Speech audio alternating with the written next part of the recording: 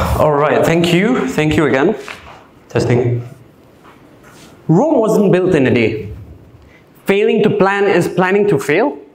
If plan A doesn't work, then the alphabet has 25 more letters.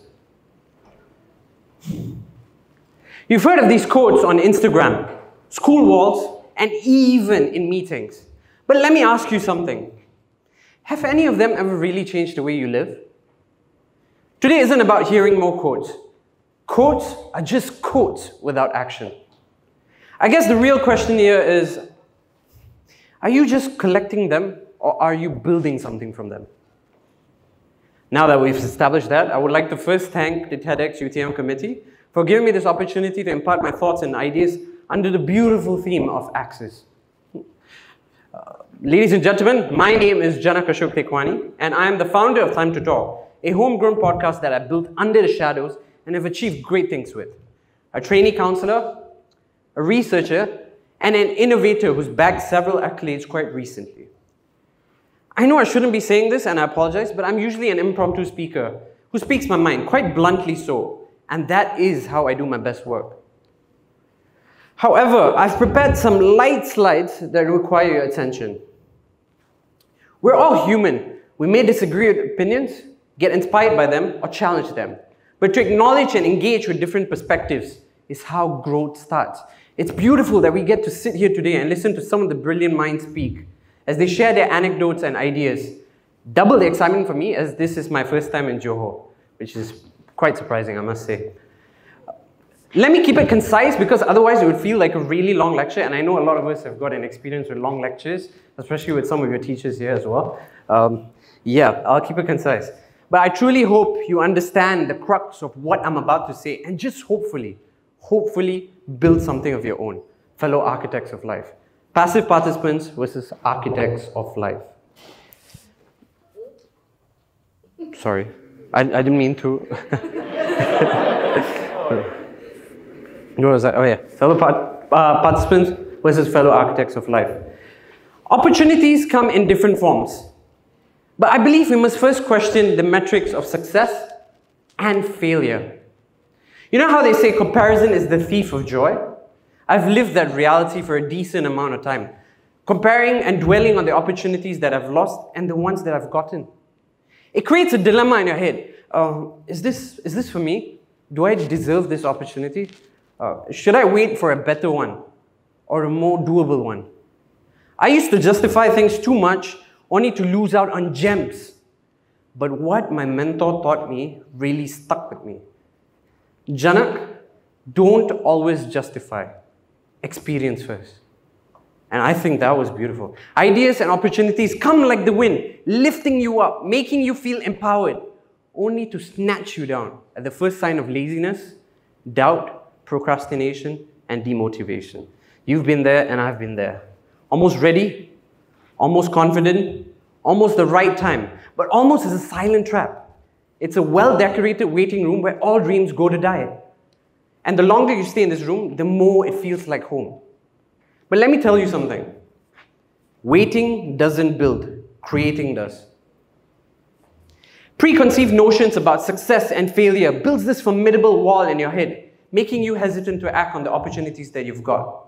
Allow me to share a very intriguing insight from the World Economic Forum. As you can see, youths in Malaysia rank below the first quartile when it comes to aspiring entrepreneurship. Now, I understand that not everyone wants to be a change maker, but those who do are simply too afraid to take up a challenge, fail, and then rebuild from it. Oh, but Janak, it's always easier said than done.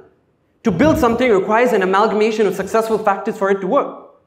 I agree, it is not easy. But I disagree with the idea that everything needs to align perfectly for everything to work and be a success. Take my current innovation project as an example. My team and I push ourselves out of our comfort zones, incorporating artificial intelligence and augmented reality to help students with ADHD and CPDs, cognitive processing disorders. Our goal was to create a more adaptive learning environment, minimizing overstimulation, while enhancing peer engagement, accessibility, and virtual assistance through artificial intelligence and direct teacher support. Now, despite my background in psychology and counseling, stepping into the tech space have been both a revelation and a challenge. Technology is the future, and you can see that we're currently working towards it. But navigating these uncharted territories have been an exciting mental workout for both my team and I. Of course, we fail multiple times due to technical difficulties, treading through uncharted waters with no guarantees of success, honestly. But we persevered. I refuse to be a passive participant and instead actively sought solutions. What began as several sleepless nights slowly transitioned into 10 awards in 8 months. It's something that we worked as a team as well. And like I mentioned early on, waiting doesn't build, creating does. Now, of course, having fun isn't always the first thing that comes to mind when building something, but it has been a big part of the process. I remember representing Malaysia once at a competition in Bangkok, for a speech competition.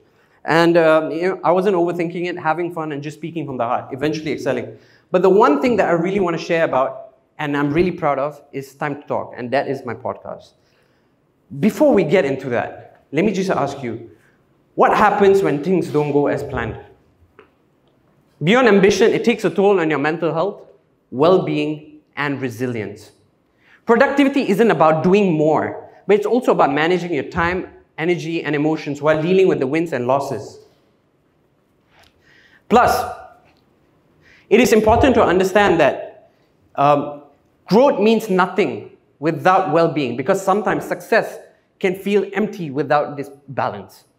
Personally, I feel the awareness of one's strengths and weaknesses can help in coping and improving, especially when seizing or creating an opportunity. There are two things I believe in, ladies and gentlemen. It is time and Elizabeth Kubler-Ross's stages of grief, which again is a personal choice, but it helps me in unfavorable situations or when my weaknesses get the better of me. Time. Why time? It's such a generic thing to say. Time, because it keeps moving. When one door closes, another one opens. Life is a rat race, ladies and gentlemen. There isn't just one avenue for success. And having this clarity and awareness opens up your mind to the possibilities that just exist out there. Today, I may struggle with playing the guitar, but with classes, practice, and time, I could learn and perform. This is also in line with the idea that if your paycheck doesn't align with your passion, then time will eventually show you that you can leverage on the things that you enjoy to build a career from it. Elizabeth Kubler-Ross's stages of grief, this is my favorite. Surprisingly, it accurately defines how I react to setbacks, not just loss, but setbacks as well. It starts with denial, if you can see. Denial. Why is this happening to me? I did my best. Why is it happening to me? And then slowly it goes to anger. This is absurd. I did my best and I deserve the best.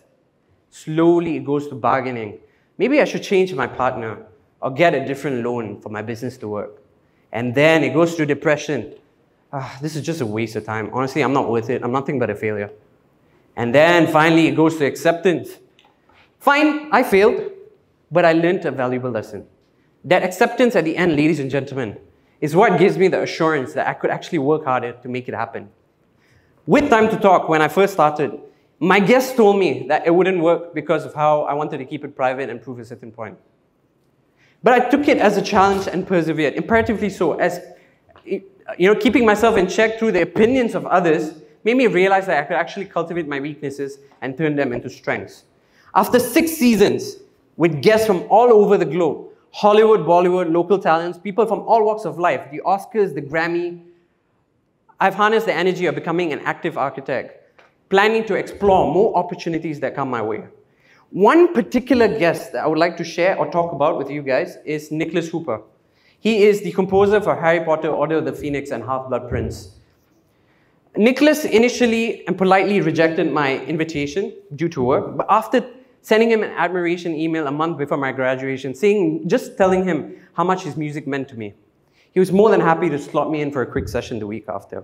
The power of trying, failing, and succeeding, especially in this venture, made me believe through my exchange with Nicholas Hooper. Of course, like I mentioned earlier, a lot of people know this. Please take this back with you. But the only constant thing in life is change. And regardless of what you think of it, it will still happen. What matters is how you accept it. If and when things go your way, what happens next? Remember that you too have the opportunity to give back. It could be through social service, feeding the poor, providing psychological first aid to flood victims, or even facilitating education through human values, all of which I've been actively a part of since I was a kid. But as my mentor Satyasai mentioned, the end of education is character. So do unto others what you would want them to do unto you. An architect doesn't just wait for the perfect weather. They start with what they have, even in the dark. While some are still struggling and overthinking, they quietly lay their first brick. So maybe ask yourself, are you shaping your day, or are you letting the world shape it for you? Because if you're not the architect of your own life, then someone else will be. You don't need the perfect plan. You don't need the perfect timing. All you need to do is start. One small step and one honest try. Before you know it, you look back and see, you didn't just go through life. You built it. Opportunities don't always come up wrapped in clarity. Sometimes you got to try, fail, try again, and then succeed. But don't eliminate these failures. Embrace them. And if you have the opportunity or the chance to create something of your own, please do so. Because like I mentioned, ladies and gentlemen, waiting doesn't build, creating does. Don't overcompensate your expectations. Thank you so much, ladies and gentlemen.